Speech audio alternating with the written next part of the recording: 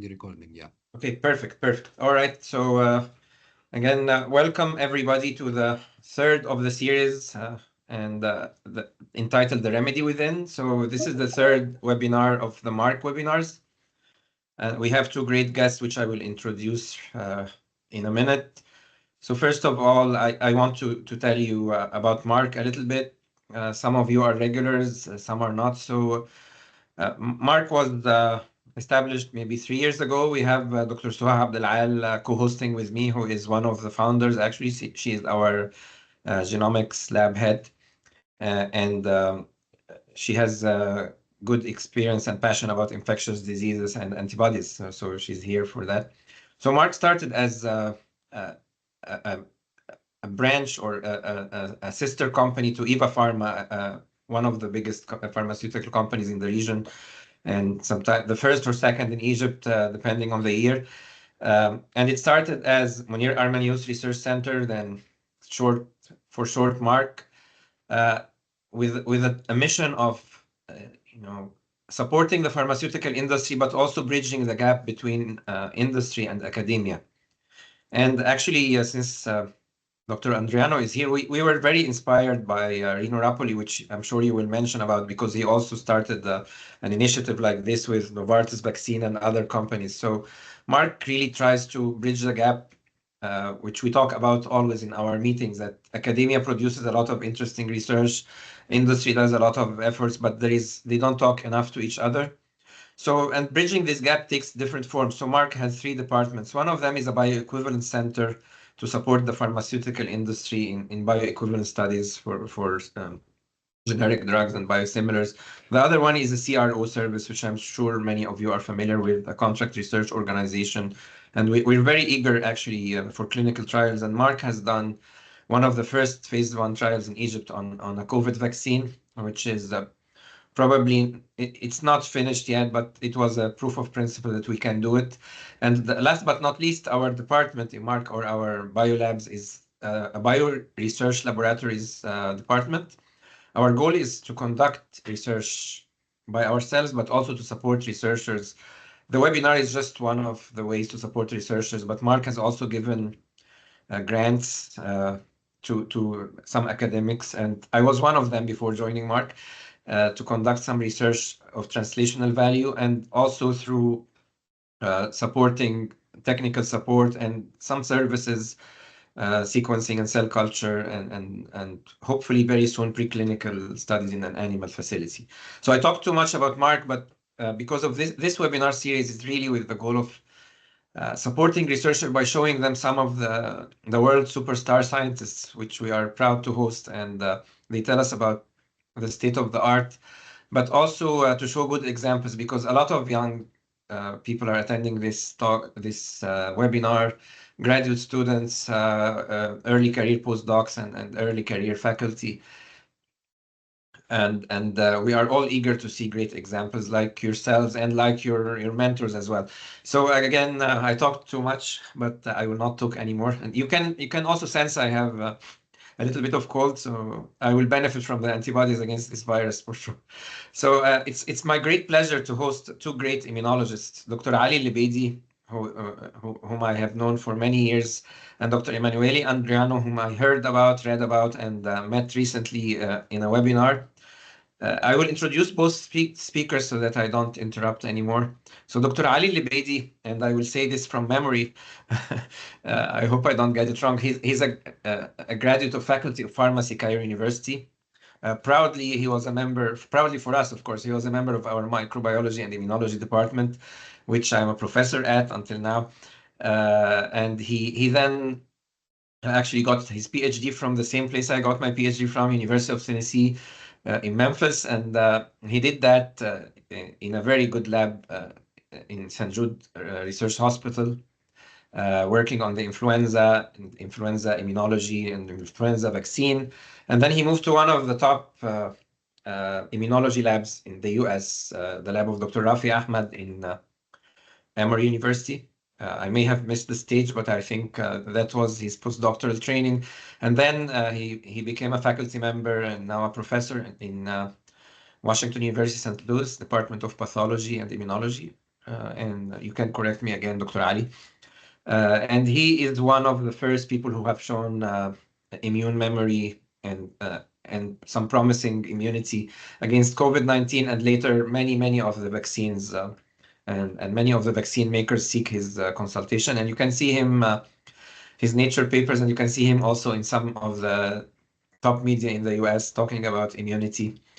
And I'm sure some of you will ask side questions about the vaccines because Dr. Ali had to answer a lot of vaccine skeptics. Now I will move to Emanuele Andreano, who comes from Italy. He is an immunologist. He has over 10 years of experience with studying B cells, and I have to say that Dr. Ali as well is a B cell fan. So there are two big branches in immunology: the B cell scientist and the T cell scientist. And interestingly, Dr. Andreano comes from a lab of Professor Rino Rapoli, who is one of all our heroes. He coined and propagated the term reverse vaccinology, and he's one of who started very early to bridge industry and research by establishing Novartis vaccine. But the interesting name of the lab I didn't know about before is Monoclonal Antibody Discovery Laboratory, and if you take the first letter, it's called MAD Lab in Fondazione Toscana Life Sciences in Siena, Italy. Dr. Andreano also has made a lot of discoveries after SARS-CoV-2. He's also working on monkeypox, on Neisseria, on many bacteria. And coincidentally, again, today is the start of the World Antimicrobial Resistance Week. So again, we may talk about bacteria as well. And Dr. Andreano has been nominated as a rising star in the field of immunology by the International Union of Immunological Societies last year. So again, we have two superstars, and not just in science, stars are not celebrities, but they are people whose contributions have really saved lives and will save more lives. So I'm very happy to have both. And as we agreed, Dr. Ali, who has a very long trip tomorrow, will start a short introduction about the concepts, and Dr. Andreano will follow. But please, before going to the talks, please correct me if I said anything wrong or I missed a major part of your bio. And the floor is yours, Dr. Ali.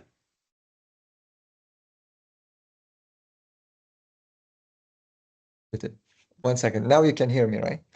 Well, thanks, Dr. Rami, for the very kind introduction, and you got everything correct, and even you exaggerated a little bit, but it's okay.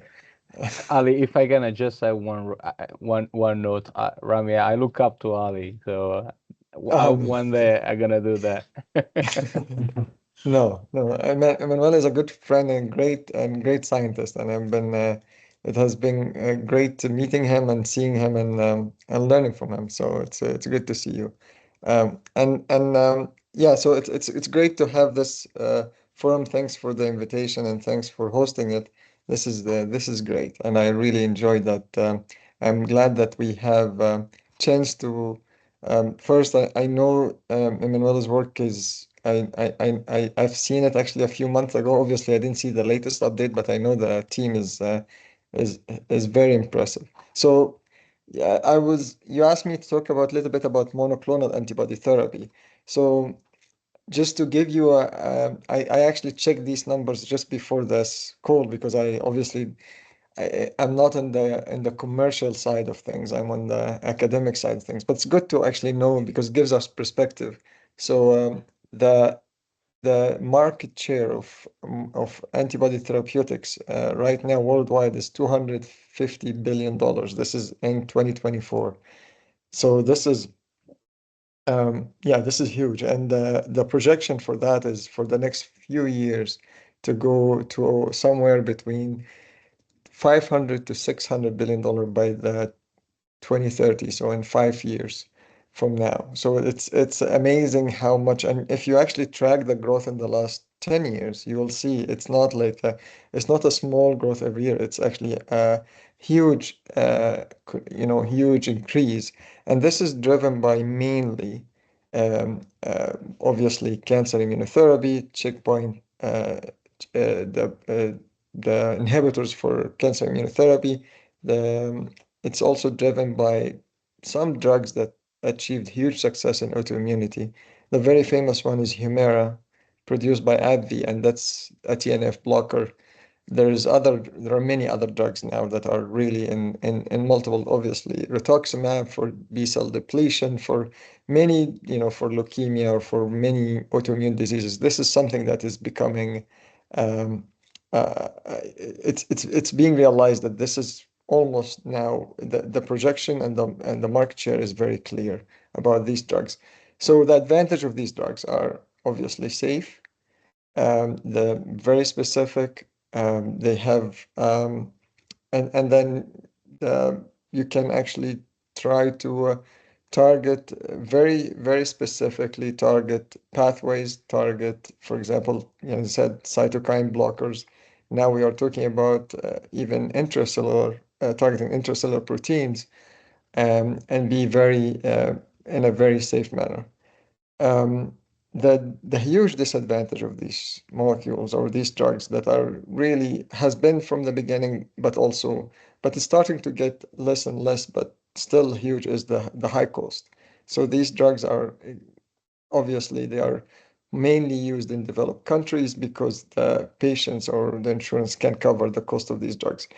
I think this is going to change in the next few years because of the how the advancement in making these molecules and expression of those antibodies, the industrial part, the R&D, the investment that are being put in developing different modalities of these antibodies that are making more and more cheaper.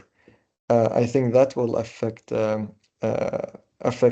how the price or how the cost of these drugs. And now we are talking about even delivering these molecules not as proteins, we are delivering them as nucleic acids, as mRNA, for example. So that even takes it a different level. You don't have to worry about purifying proteins. So there are lots of things that are still we need to worry about or to consider. But still, it's very promising. It has been they are making huge contributions.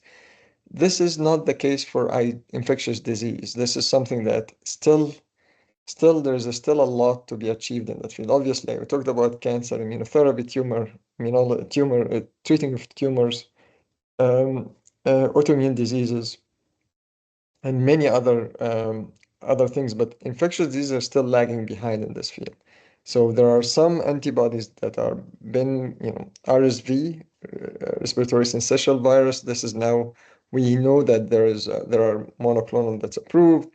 But there's not a lot, and we saw what happens with COVID or SARS-CoV-2, where there are initial wave of monoclonals that were approved for therapy became less effective as the virus mutated, and that's a very clear example why infectious diseases it's going to be a challenge for these kind of therapies, especially against viruses that are mutating quickly. And we will learn from Emanuele how we actually study these viruses, study their evolution, so we can actually try to predict potentially how the virus is evolving, because that affects what kind of therapies we need to prepare for it. So that's one thing. I think there's still a lot of room for infectious disease to gain for this. But then why, not just for viruses, but I think equally important for bacteria, because of the huge advantage for antibodies or antibody therapeutics is that you can start targeting, if you find the right target, bacteria that are antibiotic resistant. So you can actually start getting over the point of having to worry about um, multi-drug resistant bacteria, and then having different targets. You can allow now use a pool of monoclonal antibodies, a pool of antibodies to target different proteins or antigen on the surface of the bacteria. And now you can not easily the bacteria can escape such treatment. Again, we are very early days in that field. But there's a lot of excitement and there's a lot of investments are being made, and there's now realization that while there's obviously a lot of investments are being made in discovering new antibiotics, new classes of antibiotics, trying to do, and this has been going for long and continues to be an important field, but having the capacity to actually start understanding the important targets in bacteria is also coming. So this is where comes how we can make these monoclonal antibodies. And this is something I know Emanuele will talk about and how you generate these antibodies. I just say that traditionally having human monoclonal has been the gold standard because you're talking about a molecule that has no antigenicity, it's not a foreign molecule when you inject it in humans, so it's very safe, and then you also don't worry about being rejected as a foreign protein. Um, there are obviously challenges for isolating human monoclonals because you will need a special specimen sometime. There is almost now a fast-growing market for using humanized mice as a source of these antibodies. So now there is a lot of companies that offer different genetically modified mice that carry the human alleles for making the antibodies. And there are different versions of these mice, and they are being used. And that, just to give you an example, the very first monoclonal that was generated against SARS-CoV-2 was generated by Regeneron, the company here, and that was generated in humanized mouse. Obviously, it was faster because once you get the sequence of the pathogen, the emerging pathogen can either express the protein or even just put it as mRNA and inject in the mouse, and now you have a source of responding B cells that you can use to make the antibodies. But then, and then even if you now make a mouse monoclonal, and that's even the third level, is you can actually very relatively easy using AI and using different traditional ways to actually humanize a mouse monoclonal. Basically, you can actually just see what are the residues in this in the sequence of the mouse antibody that are more you need to convert it to be more human-like. And there are very well established algorithms, very established pipelines to do that computationally. You just basically put the sequence in and you get your sequence back, and you can easily test how now the antibody is becoming more human-like. So there are different sources, and these sources are increasing because of the investments, because of the R&D getting into this area. And I expect in the next, 5 to 10 years, more and more in the delivery and the shape of the antibody. We now know that we can modify the half-life of the antibody. So now we have antibodies that can last for half-life from 2 to 3 weeks, which is the traditional IgG in humans. Now we are talking about half-lives that can go for 3 months, 4 months. So that's a huge advancement. And this was done by introducing simple mutations that delay the clearance of these antibodies. So there are now potential molecules that are being made that are actually can be delivered intranasal. So there are companies that are trying to make a smaller version of the antibody that can be nebulized, and you can use it for antivirals for respiratory viral infections. So there are different versions coming, and there are a lot of investments. So this is where we are. This is where the field is, and this is where a lot of investments are being made as we talk now. And but the reason why it's very important to learn from the scientists like Emanuele and others that you can always have this advances in the technology, but the immunological concepts, understanding how B cell response happen and how it is initiated and how you can learn from that to generate the best antibodies, and how to screen and target how to select a pathogen, how to select a target. These are things that still we need the academic side to help with, to understand, to do the research in that. For example, how the virus is evolving. We have over the last 5 years, 4.5, we went through really an experience that any influenza virologist, if you bring a 90 years old influenza virologist who spend their lifetime watching basically in almost in a slow motion, watching how the virus uh, every few years escapes and mutates significantly to really start a new cycle. And many of those scientists, which I know in person, they actually, saw this happening over the decades of starting from 1930s, 40s, 1960s, and then starting with then H1N1 again, and then the swine flu pandemic, and then H5N1 outbreaks every now and then, and all of that, everything they've learned, they got now the whole thing packaged to them in 5 years with SARS-CoV-2. We all witnessed how a virus was isolated, antigenically, we knew that we can make antibodies, we can make neutralizing antibodies, and we made vaccines in record time, which is historically never done before. And then, in less than 2 years, the virus mutated significantly that we needed to add more boosters, immunization. We need to change the composition of the vaccine. Now we are talking about potential annual booster. Even that, it's becoming harder. It's actually seeing it in front of us. It's always ahead of us. So learning how to predict or how the virus is evolving, what are the forces driving its evolution, will allow us to be better predictor of what could we do differently. And I will stop there, and I'm happy to give the floor to someone who actually shares the beautiful data like Emanuele. Yeah, thank you so much, Dr. Ali. I know you will be in Egypt next week, but I will not advertise this because I know your time is very limited. But Dr. Ali, other than all the good things you heard from him and about him, he has also been funding graduate student in his mother college, Faculty of Pharmacy, Cairo University, for 3 years now, maybe, or 4 years. This is the fourth. So he will be here with one of the greatest vaccinologists, Florian Kramer. He will give a keynote lecture at Cairo University next week, next Monday. I think it's an open lecture, but you can ask Cairo University about that. So before moving to the next talk, and Dr. Ali has graciously accepted before his flight to be here and share with us these great news, these great insights. And he actually, everything he has said so humbly, he has a Nature paper for, I think. And not because it's in Nature, but because there are really great papers there.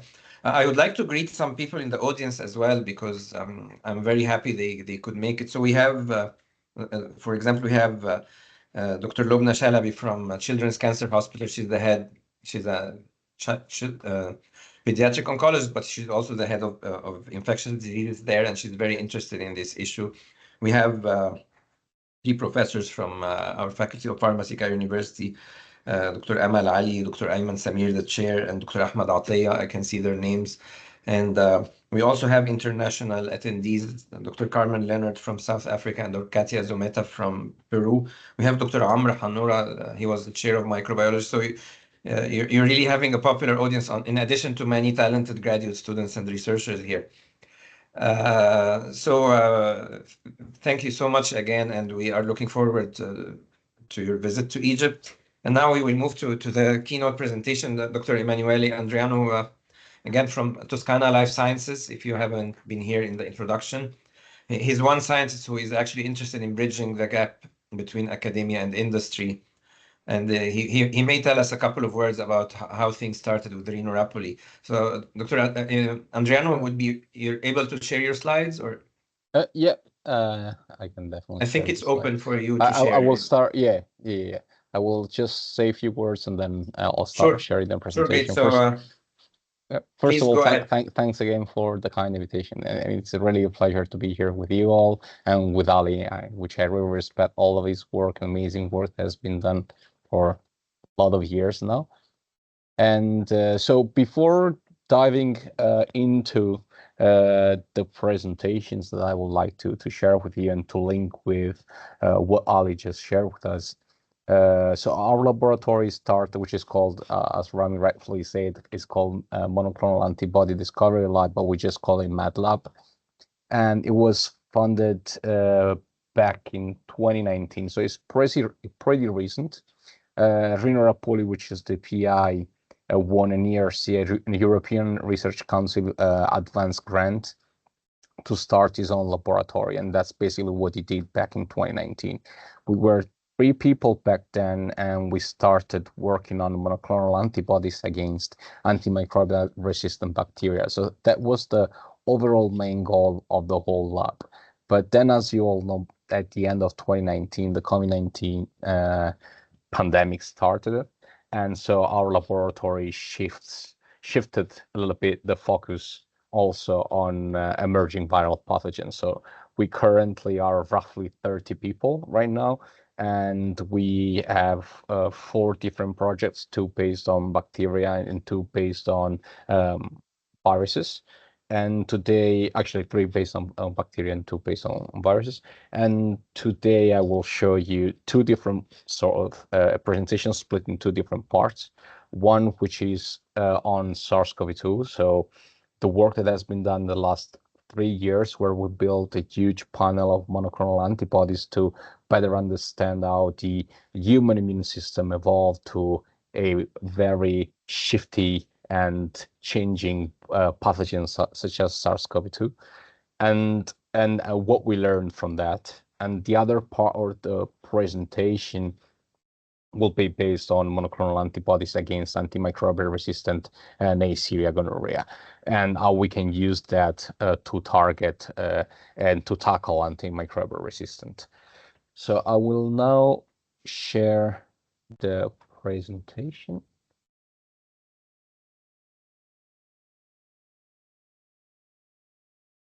Yeah, great. We can see it. Yeah, perfect. Okay. So as I say, the first thing that I would like to discuss with you is this. I would like to share with you is this work, the concept of the original antigenic sin and what we learned during the COVID-19 pandemic. So for those of you that are not familiar with the concept of the original antigenic sins, this was introduced in the field of influenza back in the 1960s by Dr. Thomas Francis. And the overall concept starts when our body is exposed for the first time to an antigen. In this case, was the hemagglutinin of influenza. This exposure will stimulate our B cell response, our immune system, including the B cells, which will be primed by the first time by this antigen within the germinal centers. Then these primed B cells will be also responsible for subsequent responses when our body will be exposed by different variants of the same virus. So different influenza strains, our immune system will still rely on the initial sin, that's how they say it, or imprinting, and the first imprinting, to tackle also the new variants. And that's the overall concept of the original antigenic sin. Now, while studying influenza, this is pretty tricky to do because based on the age of the people, of the years of birth, or the geographic area where people are located, they can have a very heterogeneous antigenic sin. So it gets very difficult to understand how the immune system, the B cell compartment, evolves throughout time.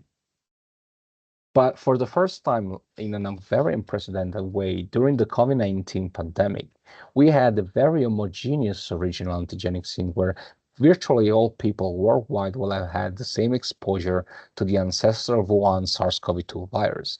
And then eventually they evolved their antibody response, their B cell response, when they were exposed to different SARS-CoV-2 variants. And that's why we start asking to ourselves, so what happens when we had that sin? How did our immune system evolve during the course of the pandemic?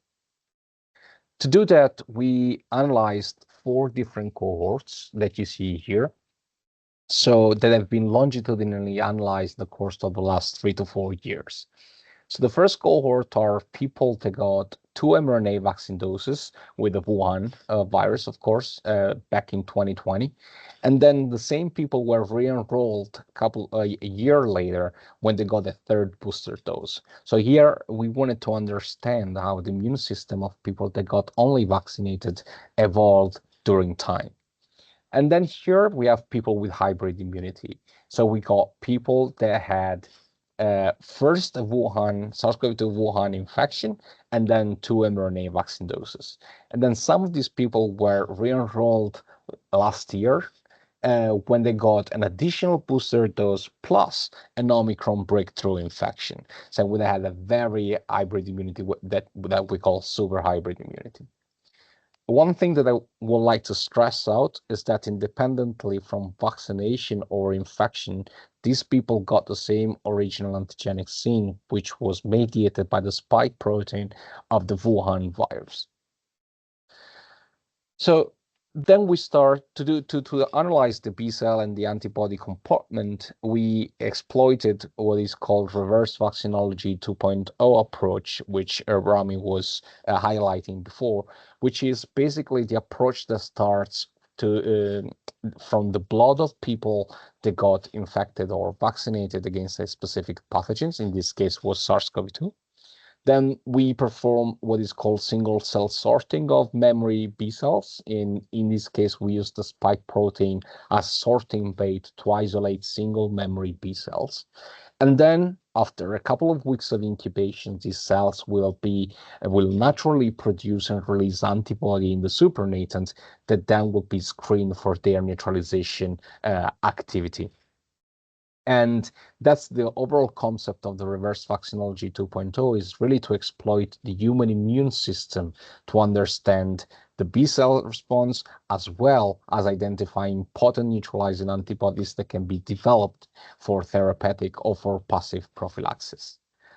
Anyway, once we have isolated our SARS-CoV-2 neutralizing antibodies, we have studied the overall immune response. So we studied the FAB portion, so the fragment antigen binding, so the portion that recognizes the spike protein.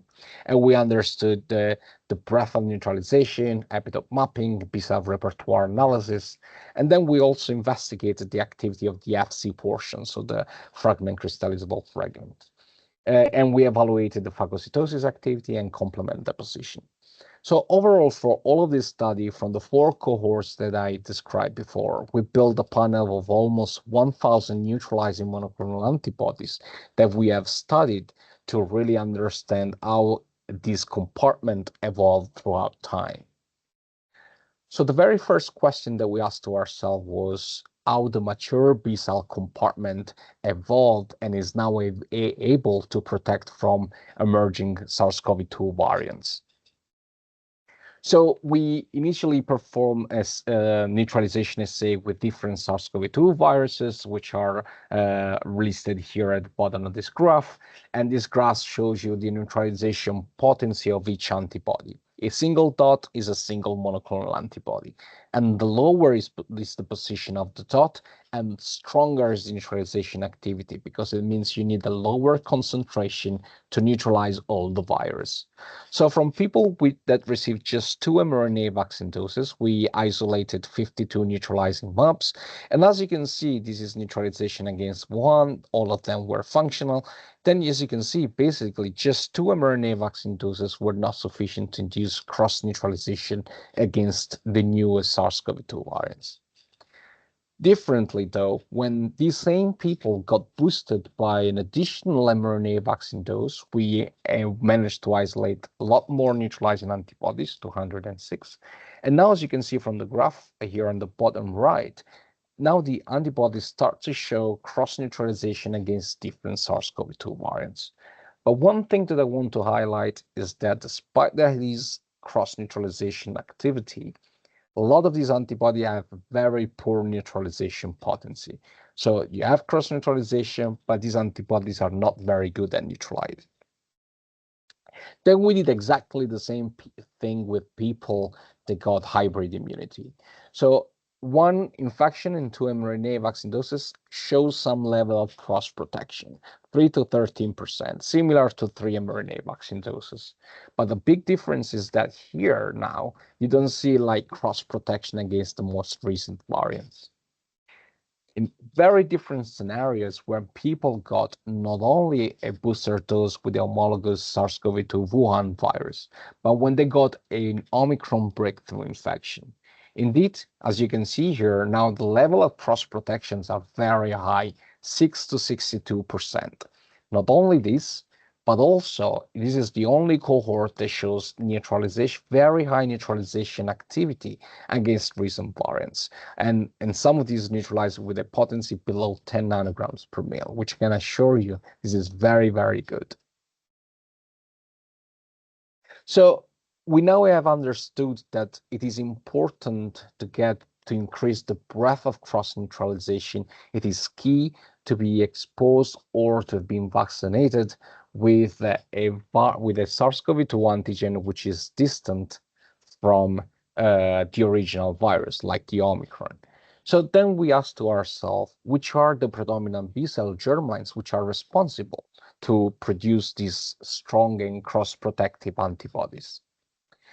So a very important thing that I would like to highlight here is that the SARS-CoV-2 Wuhan original antigenic sin expanded a very specific B-cell germlines, which is this IgHV 353 and 366.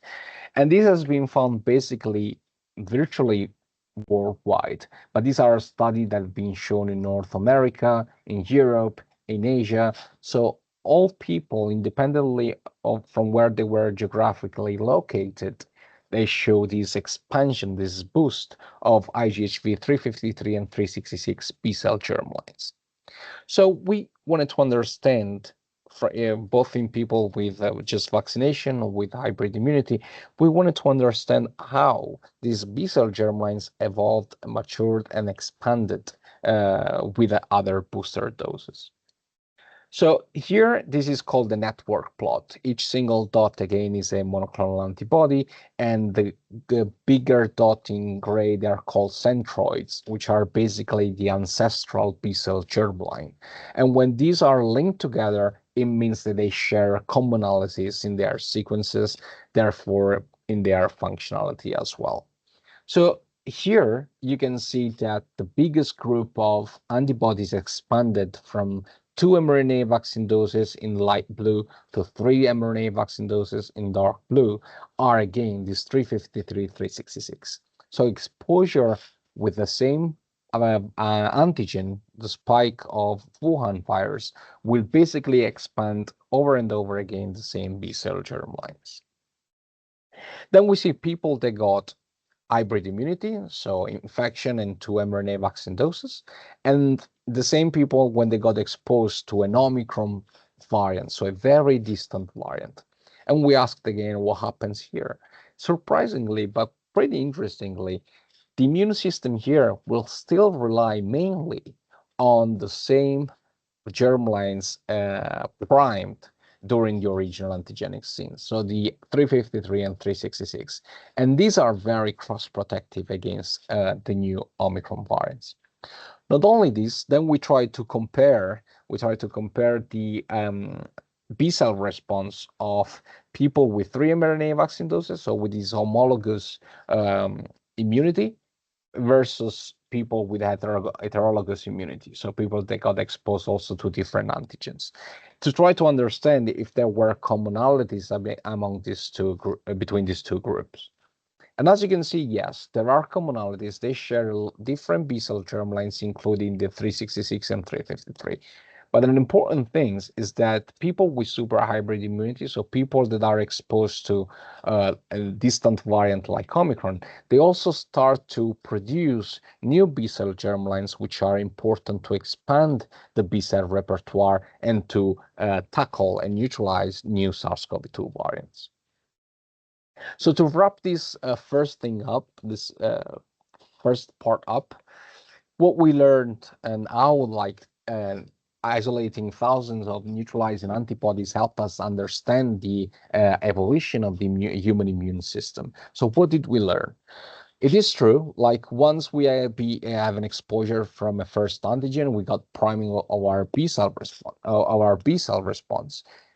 And if we get exposed over and over again with the same antigen, so like again from the Wuhan antigen here, you will see basically an expansion of the same original antigenic sin, so the same B-cell germlines. But this does not really help in terms of breadth of neutralization.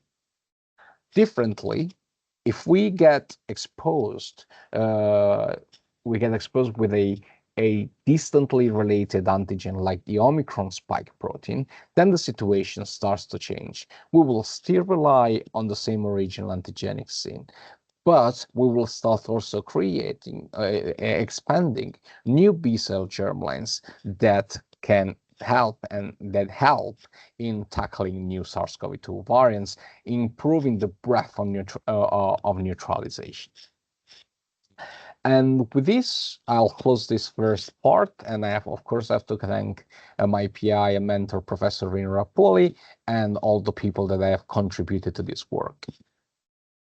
I don't know if we want to take questions here, otherwise I will continue to the other part, and then we can open the discussion.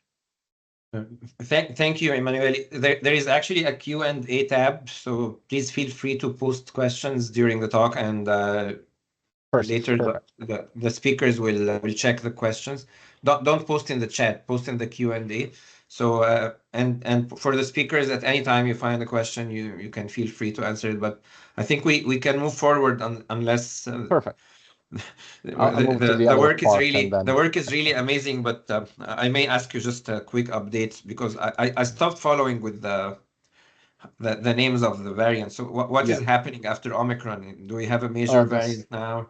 It is still an evolving situation. So now there are two major variants that are circulating worldwide. One is called KP.3.1.1, and the other one is called XEC. Those are the two major variants. There are others that are rising, but so far these are the two main ones. The spike protein keeps the plasticity of this protein is just amazing. It keeps putting mutation, putting deletions. It just changes a lot, and strong immune pressure of the immune response really drives in a certain way the evolution of this virus, which has to find the right compromise for viral fitness and immune escape. And again, the plasticity of this protein really makes this virus a difficult target, and nothing is the situation is still in an evolving process, and we have to keep monitoring it, trying to stay ahead of the virus and to have good therapeutics and good vaccines to tackle it. And does it still work with the original tests, like the antigenic test? Does it still work? Because I hear different stories about it. Yeah, it's tricky, of course. If your diagnostic is based on the spike protein, it's pretty tricky to get it done. And also PCRs, PCR-based method of diagnostic. I mean, they have to be updated if they rely on portion of the spike protein, because they could be mutated, and then the primers will not stick on it anymore. So yeah, it's not easy, and I understand that from a developing point of view, it's not easy to change over and over again your products. It makes it very, very difficult. But yeah. Emanuele, I have a question about the lineages you tracked. Yeah. I don't know if did you see any example of an antibody lineage that was generated part of the original cohort of B cells with the original spike, and then later on lost reactivity to that.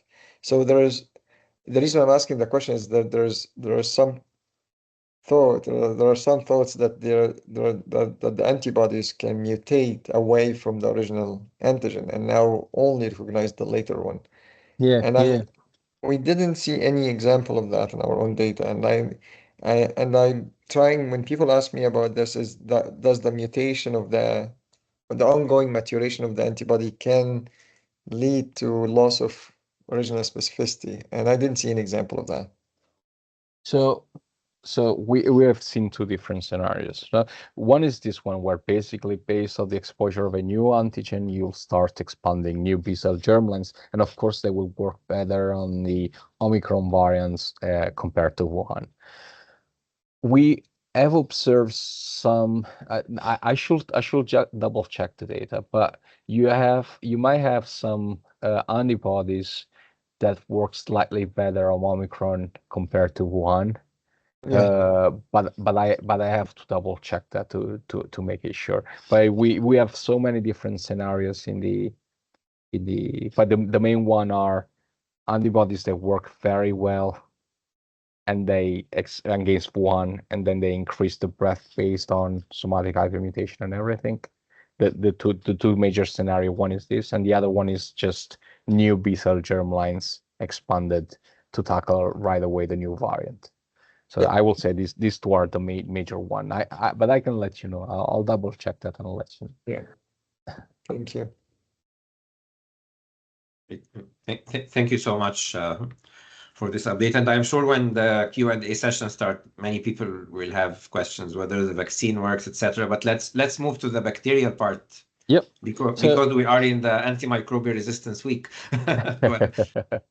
So yes, so this is another project that we have in house, and this is actually being performed in collaboration with GSK. So when we started this project, it was the very first project that we had in our laboratory, and Rino was still head here of GSK here in Siena, and started his own laboratory in parallel. So of course we started this project together. And this was to isolate human monoclonal antibodies against antimicrobial resistant Neisseria gonorrhea. So for those of you that are not familiar with these pathogens, I mean, I will not go into the details of the bacterium itself, but I just want to highlight, to stress how important it is to target AMR bacteria. Already since 2017, The Guardian published that the Neisseria gonorrhea was becoming a superbug. So basically, no antibiotic currently available were able to kill and treat infection from this bacterium. And this is here on the right. You will see this is the most recent 2024 WHO bacterial priority pathogens list. There are 15 pathogens, 7 of which are high priority group, and one of these 7 basically is Neisseria gonorrhea. So it's a very high risk pathogens, and there is no treatment in case of pan-resistance to antibiotics, and there is no vaccine to prevent infection. One of the good news was this, basically already since 2017, 2016, there were evidences that a meningococcus B vaccine called Forcemen B or Bexsero, that's the trademark, was associated with reduction in incidence of Neisseria gonorrhea infection, roughly 30 to 40% of reduction of the cases. So based on this evidence, we started this study where basically, again, by exploiting the reverse vaccinology 2.0 approach, we start collecting the blood from people that got 2 doses of the Forcemen B vaccine, so the meningococcus B vaccine. We use directly the vesicles that are produced by this bacterium called OMV, outer membrane vesicles. We tag them with fluorophores and use them as antigen bait to single cell sort vaccine-specific memory B cells. In this case, was against Neisseria meningitis. So we sorted roughly over 3,000 memory B cells with this approach. So then what we did was a first screening against different strains of Neisseria gonorrhea, which you find listed here, to find directly, we use the whole bacterium to do that, to find directly cross-binding monoclonal antibodies. So from the meningococcus B, cross-reaction to gonococcus. Then we produced those that were binding. We engineered the FC portion to increase complement deposition. This is called a RGY mutations. So these were able now to increase the complement deposition and produce the MAC, which forms the pore on the surface of the bacterium to kill the bacterium. And with this, we found different hits, 17 of which were then confirmed for bactericidal activity against Neisseria gonorrhea or gonococcus. So from 3,000 cells, 17 were those able to cross-kill gonococcus. So we then, of course, since this is an antigen agnostic approach, we used the whole vesicle. So we didn't know which antigen was recognized over the vesicle surface. Then we performed immunoblotting with the OMVs, that we had in the vaccine. And we found that 4 of these antibodies were able to bind the lipooligosaccharide, so the LOS, and 9 of these were able to recognize the porin, the POR-B antigen. And remaining 4 basically were unknown. We didn't know the target of these antibodies. So we divided again the antibody for their ability to recognize LOS, POR-B, or unknown. And we tested for bactericidal activity against different Neisseria gonorrhea, gonococcus, or meningococcus strains. And we ended up with having one lead candidate, which is the 01K12, which was very strong in bactericidal activity for opsonophagocytosis and killed several Neisseria meningitis strains. And against gonococcus, it had a bactericidal of 2 nanograms per ml, so very, very strong. So that's why we took this antibody and we tested that in vivo in a model of low genital tract infection to evaluate the efficacy of this antibody to treat gonococcus infection. And we compared the antibody with just PBS, saline, and unrelated MAPS. And this is the percentage of infected mice. And as you can see, basically our antibodies was used at a very low concentration dose, was managed to basically reduce in a significant way the percentage of infected mice. And this is what is called area under the curve. So it shows you basically the CFU count, so the color-informed unit count of each infected mouse. And as you can see, those that were treated with our antibody show significant lower level of colonies, so of bacterium still alive in the animals exposed to the bacterium. So just to wrap this up, this is just a way to show you the work that can be done not only on viruses but also on bacterium, and now we can exploit antibodies to develop therapeutics against antimicrobial resistant bacterium and to tackle AMR. So this is the first study that showed this cross-neutralization between Neisseria meningitis B and Neisseria gonorrhea at the single cell level. We found that around 13% of antibodies were able to bind gonococcus, and finding 17 that were able to kill this bacterium. We found, thanks to this approach, 2 key antigens recognized by bactericidal antibodies. And we used this antibody anti-POR-B called 01K12, which showed to protect in vivo. And again, just to stress this out, the importance and how useful can be monoclonal antibodies in the war against antimicrobial resistance. The work here is still as a preprint out. You can read it, and I hope that it will get some peer review published. And these are, of course, there's a lot of people here involved, not only from our foundation, but also from GSK, University of Siena, and the National Research Council. And with this, I've finished, and I'm happy to take any questions. Thank you very much. Thank you very much, Dr. Ali and Ali Ellebedy and Dr. Emanuele Andreano. And we really want to, I mean, we have been for an hour. We have at least 20 minutes open. The audience is eager to discuss many things. So I will look at the Q&A first, but I have my own questions as well. There are a couple of questions which you can read, but just before going to read the questions, and the question is that both speakers, I just want to clarify again, because we always expect bodies to be part of vaccination or prophylaxis, but can you talk a little bit while we're sorting out the questions about the value of using antibodies as therapeutics, as this is basically the theme of the talk. And in case they are really successful, can we use them also as a prophylactic way, or this is a waste of resource? Like, can we, when we hear there is a new epidemic and you generated some good antibodies, can we use it the very old way, like convalescent sera, and just keep injecting people, or it's better to wait until we know that there is a suspected infection. The question is to both of you, so please feel free. Please, Ali. So so there are, I think this is also part of some, I'm looking at the question and answer, one of the question may be related.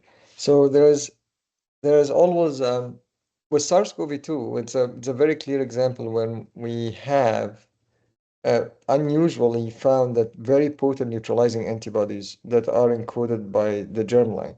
So one of the unique features of B cell responses of antibodies is that they are almost the longer you wait to isolate the antibody, the better the antibody in general. And that sometimes the very clear example of that is actually Ebola. But there are obviously reasons that we think this is why, but Ebola infection is very clear that neutralizing antibodies are actually delayed in people who survive.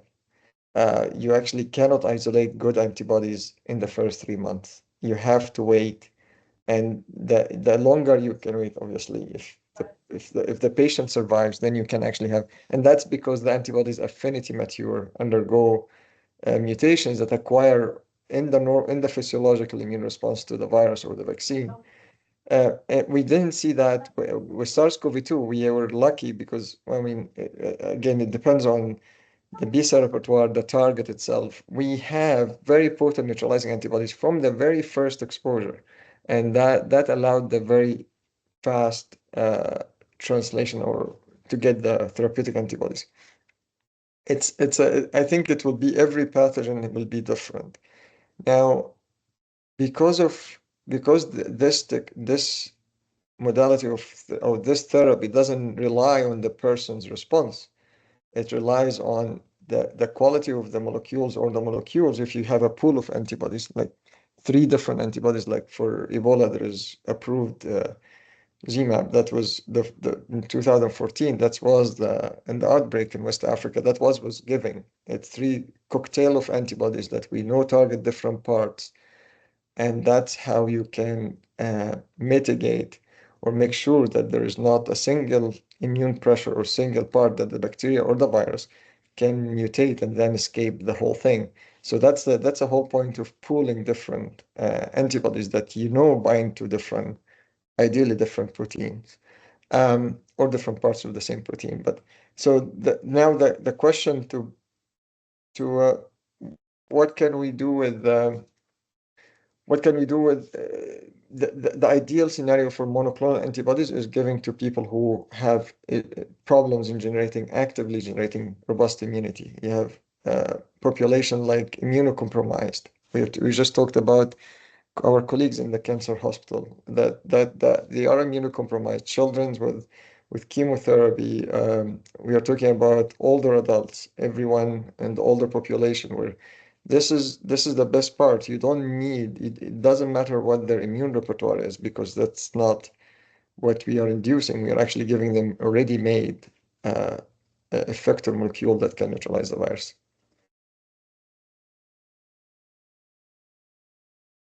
Great. Thank you so much, Dr. Ali. Emanuele, do you want to add something, or we move to another question? Just saying that absolutely monoclonal antibodies can be used prophylactically for passive prophylaxis, as Ali was saying. And sometimes actually they work better in a prophylactic setting than in therapeutic setting. It also depends on the state of the patients. It also depends on at which stage you try to give the antibody. If the infection is already too advanced, sometimes it doesn't really show like a good way to clear the infection, because it's just the damage to organs is just so advanced that even if you try to clear the virus, the patient's still going to be severely damaged.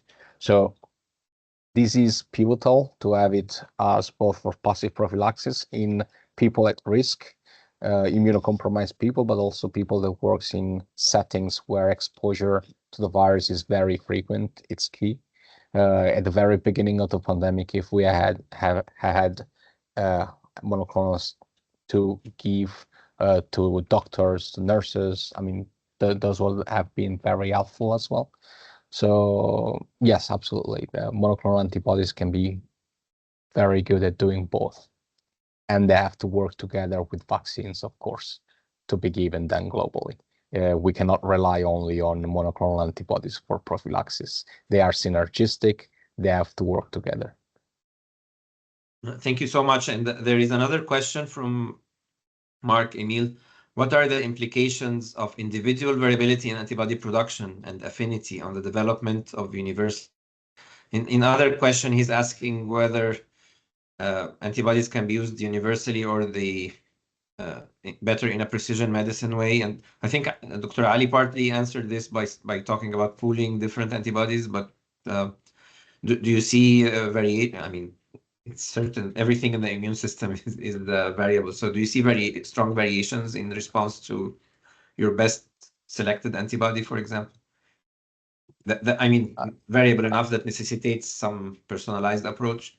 I believe really does depend on the pathogen. That I mean, if you have an antibody that targets for instance, now, as Ali was saying, the RSV monoclonal antibody is working pretty fine against both RSVA and RSVP, and it is used globally and used like in a lot of places worldwide. So if the virus doesn't change, yes, you can use it everywhere. If the virus starts introducing mutation for that antibody, then of course you cannot use, or in just specific area worldwide, then of course you cannot use that anymore. But it's more a matter of the pathogens that you are trying to target. And yeah, and this partly, I mean, mostly answered the other question by Mahmoud Fahim about how does it happen that it develops resistance the same way it develops resistance to antibiotics, and of course, again, you answered it by using cocktails. Always pooling and using cocktails always helps. But I think Dr. Ali mentioned something that also triggered my curiosity about how AI is used now to prolong the activity of antibodies themselves, right? To prolong their half-life. You mentioned. Well, that was used actually. The mutations are now very well established. There are newer mutations are being or at least studied to see how the different glycosylation pattern of antibodies can affect their behavior in vivo. For example, we know now that the same antibody can engage different receptors, either activating or inhibiting, can increase the inflammation or decrease the inflammation. And that's, we are talking about the same exact antibody in terms of its specificity, the variable gene binding.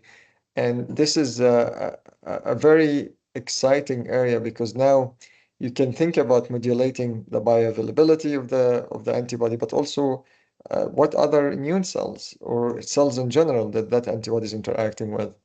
There's a lot of different research. Now we are thinking about different isotypes. Now, I know we didn't discuss this, but obviously there's subclasses of the IgG that are also being, and there are advantage or disadvantage for using any of them. So there's a lot of a lot of work is being done at the moment, and it's usually when you have some narrow window for or any sort of success on the therapeutic part. This is actually how the cycle works. Now you have a lot of investments from industry R&D, which is puts a lot of resources into that because they want to drive to the next level. What makes this more product, even more appealing, more easier to produce, easier to distribute. And I think this is also related to one of the, I think I saw a question about IgY, which kind of related to this is the different modalities. There are different advantages of the source of antibodies. This is, I believe, the chicken immunoglobulin. That's the IgY. This is equivalent to human IgG. So it's related to it. There are some advantages. Obviously, a disadvantage of it, as we mentioned, is the reactogenicity. Now you're talking about a foreign molecule being injected, but maybe sometimes you can have something very transient treatment that you don't have to worry about multiple injections, where that's the problem with reactogenicity. It's the best and the best known advantage for it is really the stability. So it's more stable than the regular human IgG. And I think there's a lot. I mean, you can think also of cameloid or camelid Antibodies, antibodies. yeah, I was going, Now I the was going to. nanobodies, these are being used mainly because of their small size for diagnostics. A lot of cancer diagnostics are being used. So there are different modalities. Not all of them are great for protection or therapeutic activity, but there are different uses for each platform. And as usual, if there's anyone has their own favorite platform, and then this is the best thing. But I think there are all has different advantages. Yes, so I'm going to step in again, but I had exactly the same two points to raise, but we ask about IgY and nanobodies not only because we have a favorite, but more because what you raised, Dr. Ali, as well, is the cost and the challenge of doing this in a resource limited country. So I mean, we have at least three industry persons here. Dr. George Maher, who is our CEO in MARC, and he is also part of EVA Pharma medical team. We have Dr. Peter Makram, who is the head of the R&D of vaccines here, and Dr. Soha herself, who actually is part of a patent on an IGY. And the three, I mean, we are using this. Maybe I don't want to say this, but do you think it's a luxury to have? I mean, I visited your lab, Dr. Ali, a few years ago, and learned a little bit about how to produce the monoclonals. And we try to do this here, and I mean, just having a cell sorter that can be sterile. I mean, probably the Children's Cancer Hospital team is also listening to this. It's a very minor challenge in your lab, but for us, it could stop a whole pipeline. So again, I don't want to debate economy or politics or anything here, but it's are these things affordable? And can we have a mix of? It's a challenge, and but as we talked and I mentioned this a few years ago, and I think I still believe that this is it's the one thing that's advancing very quickly is the technology, and that's and the you know very well how sequencing of pathogen used to be, just 20 years ago. Think about, that would be a huge thing if you sequence a whole bacteria. If you sequence, then 30 years ago was the first bacteria, but then later on, that allowed to the reverse vaccinology that Reno really pioneered, is having the sequence, and that's actually what drives the next stage. So I think the traditional way of making antibodies that Emanuele described, but also we use, it's that single cell sorting. It's actually less and less becoming. We are not as much relying on that technology anymore. We are relying more on single cell sequencing, and that doesn't allow even pipetting. You just take the whole PBMCs, and you can really avoid the sorter, and then sequence everything, and then literally you have one bioinformatician who will take the sequences and analyze it, put it together, submit the sequence by email to a company that synthesizes the whole thing, and they can give you the protein. So you not only the plasmid, but the whole protein, how much of it purified or not, and everything. So I think from a research perspective, the technology and the decreased cost of sequencing will eventually catch up to the point that this will not be a hurdle. And then having a sorter will be even not needed at this stage, at certain stage. And we are not there yet, maybe a few years, but I agree with you. It's always a challenge, and and having a different platform or having something more affordable is great. We are still using eggs to generate influenza vaccines, and that has been the case for the last how long now? 90 years, 80 years, 80 plus years. We're using the same technology, and it's working. It's working for many vaccines, not just influenza. But the technology is coming and catching, and we moved to cells, and now we are moving to RNA potentially. So there are different modalities now, and I think that's as long as we are keeping track of what's happening and realizing that this is something we can learn. Thank you so much for the positive boost. So, Emanuele, go ahead, please. Just wanted to add one comment. I'm 100% with Ali on what he said. There are new technologies that we can exploit and new things that we can do now that were unthinkable. Like even just 5 years ago, if we think about how AI just entered our world and now everything, I mean, a lot of stuff can just generate it in silico and because of the structural knowledge that is nowadays available to everybody, a lot of things can be just done with a click of a button, and they are super reliable. But one thing that I think we really need to think about is also the pathogens that we are tackling. That is key because for SARS-CoV-2, maybe influenza, RSV, there's a lot of structural information or sequences information that can really drive your selection of the best possible candidates. If you start targeting, like for AMR, for bacteria, these information are not out there yet. And also based on the antigen that you are tackling, it's not just glycoproteins for bacterium. It can be also capsule, could be liposaccharide, LPS, LOS, can be so many different things. And based on the also the stage of the bacterium could be completely different. So it gets much more complicated.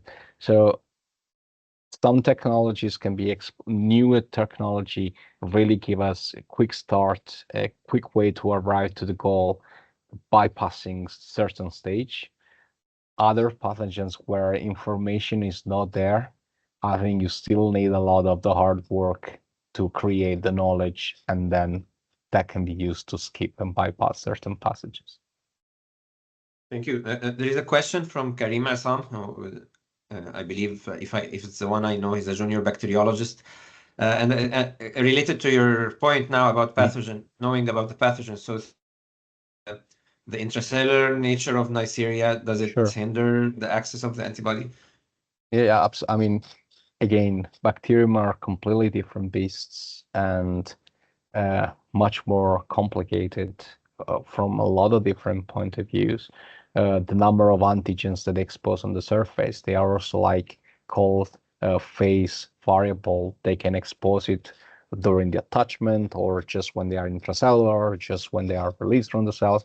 So the same target could be more or less available on the surface of the pathogens. It makes it very difficult. And here enters a lot of in vivo models, reliable in vivo models to try to understand what you see in vitro, if it is actually the truth, like if they can be also taken into account in vivo as well. So it's of course, the phase of pathogenesis of the bacterium can impact the how good your therapeutic will be. That's absolutely true. Yeah. All right, maybe as we're getting near the time, but there is a group of questions. One of them is asked already here, and from many other people who knew about the webinar and couldn't attend. I know it's the oldest question in the SARS-CoV-2 debates, and we are not like we are all the science people who believe in science and everything, but the question is always repeated of speed versus safety. So we're talking about speed of production of monoclonals and of course the speed of discovery of vaccines. And there are still, as you certainly know, many people, including presidents, who don't believe that these vaccines should have been there at all or they are safe. But there is also the legitimate question of autoimmunity. What if this monoclonal that now we modify to make it with a longer half-life and it has some, later we can discover some parts of it that auto-react and so on. So what's your take on that, like for both of you? Safety versus speed versus life-saving. And I mean, there is always a balance, right? And Yes. we live in a social media age, right? Yes, unfortunately. So the fact that it's really relies, as you mentioned, depends on where we are not talking about a slow progressing disease where we have the time to do the all the trials and all of the we have all the time to prepare for it, or to prepare the. We are talking about an urgent situation where we had people were dying, and we needed an intervention. So that's where I think where that exception was made, or and in the idea of having, now that there is a lot of studying, looking back and saying, well, maybe this is the way we should move forward. Obviously, if there is no way that this will be allowed, if it wasn't a very exceptional scenario where you have a ongoing pandemic and you needed to have something quick and fast. Now, if H5N1 influenza, which is an avian influenza virus, which is a very imminent threat, it's uh, a very scary one. If it happens that this virus acquires the ability to transmit efficiently between humans, right now we don't have a direct evidence, but there's a lot of infections, relatively increasing number of infections. Obviously, the infection in cows now and in different mammals, which is really something that should be scary, relatively. Now, what if an outbreak starts that and we have a human-human transmission? We are talking about a virus that at least in its original form can be up to 50% lethal in humans and sometimes higher. So we are talking about not a 1% or less. We are talking about a really very lethal virus infection with a very fatality rate that are very high.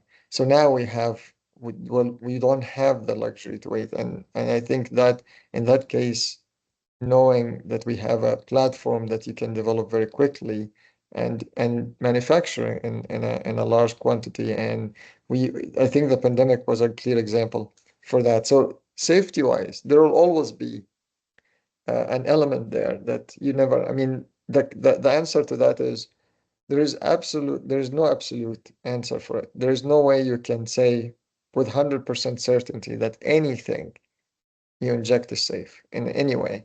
I mean, we are pharmacists. I remember that, what is the safest? There is really, what else you can think of? Even Tylenol, right? Tylenol can be a toxic, can kill your liver if you take too much of it. There's everything that at certain point there is an element of it that you um, can cause a problem. Um, the one way to look at that is to look at what's the balance, what's the benefit versus risk, and look at how many people already had the vaccine. So the issue with the COVID was not mainly the vaccine, but mainly the platform that seemed to be new. And for many people who never had, didn't follow the field, obviously, and understandably, this was something novel for them and something that looked new and. But mRNA vaccines were being really investigated for at least 20 years before the pandemic, and the initial forms of them were being in the academic labs for longer time. It just didn't have a chance to be translated until a few years before the pandemic, and then the pandemic came, and the advantage became very easy to recognize. But there are many billions of people now got the mRNA vaccines as a platform. So we always say that if there is a signal, you will see. It doesn't mean that, no one can say in 50 years everyone will be safe or no one will be, but you can say the same thing about any vaccine you take. If you're living in 1950s and someone told you, your children are exposed to potential polio infection, and you'll get there's a chance that they get paralyzed by polio, which was really a scare of all parents in the summers of 1950s. And you can get this vaccine that gives you, very good protection, but you don't know what happens in 50 years. Well, you have to make the decision. This is a vaccine. It was tested. It was the time where things got longer. So I think it's at the end of the day, there's it's an amazing topic that it transcends everything. It's transcend geographical locations, educational levels, everything, cultures, everything, every single place on the planet, every single place where people gather together. There's always a group of people who always raise that, and which is I think is fine. I just feel like sometimes it's illogical, and sometimes you cannot really logically argue that this is something, but you have to go back and say, well, what's a risk? What's a benefit for it? And now that we learned about a lot of RNA vaccines, there are definitely signal for RNA vaccines with young males who are less than 20 years old, and there's a cardiomyocytes that has been, there's a signal for that, and that's a very rare but true side effect that has been seen. And there are investigations to not clearly exactly why, but the signal is clear. The signal with the AstraZeneca vaccine, that was even clearer in women with adult women. So that was always clear. So there are things that show up, and there is absolutely no denying that. And there's, this is something that is being investigated, but it doesn't mean that everyone will get cancer, will get something, will get this. This is where the issue is, and I think it's our role actually now to educate, and it's such a challenging task over the last few years, especially I can imagine in your case. And I mean, to be honest, everywhere it's hard, and it's getting harder here, as you can imagine. Yes. Yes, thank you so much. So we have a couple of minutes left. Emanuele, do you want to say a final word? Just to add one thing, as Ali said, mRNA vaccines were new to the lay population, but probably people have been working on that for the past 20 years or so, even more, to get to the point where we were ready to use the technology. And the same thing was we were pretty lucky, let's say, with a kind of virus with SARS-CoV-2, because again, back in 2016, the McClellan lab performed a study to stabilize the spike protein of the MERS virus, and that same approach is being used to stabilize the spike protein of SARS-CoV-2. So we had a technology that it wasn't out there yet, but it was studied for a long time, and again, a way to stabilize the protein. And the two things just synergize to make very quickly available a vaccine to all people worldwide. So this is also a comment to all the students that are listening today. I mean, what you do may not matter today, but it is key to study not just translational science, but also basic science that can be used to develop the therapeutic and profit the tools, the drugs for tomorrow. And the COVID-19 pandemic, I think, is a great example of this. Thank you so much, both speakers. Dr. Soha, any comments on IGY? No, everything is okay. Thanks a lot, Doctor. Thank you so much. I'm really grateful to both of you. I know that so for Dr. Ali, it's morning, but he's traveling right after, and Dr. Emanuele, he's very similar to our time zone. So thank you for giving us time after work, and thank you for all of you who attended and who are staying till now. I know it's night in Egypt now, so thank you so much, and thanks to all attendees. Dr. George, do you want to say any final words? No, thank you, Dr. Rami, and thank you for our valuable speakers today. Thank you. Thank you so much. Dr. Wala has a question, or?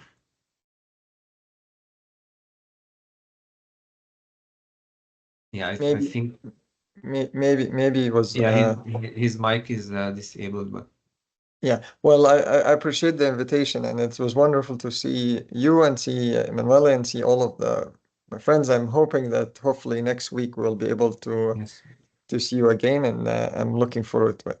Yeah, we're looking forward to your lecture and to your guest's lecture, and we will try to gather a lot of audience. Thank you so much, and thanks to all of you for the kind invitation. staying. Ali, was great seeing you again. Thank you. And Emanuele, we hopefully one day we'll see you in Egypt, and we are not very far from the pyramids. That will be fantastic. Thank you. Yeah, thank you so much. Very short flight, Emanuele. You should consider it. Yeah, from next time we organize the trip. Yes, I will do that. I'll make sure that happens.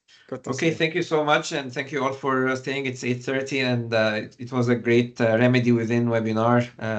Thank you again, and we will post times for the new webinar of December and January very soon. Thank you so much, and have a good night. Take care. Bye-bye.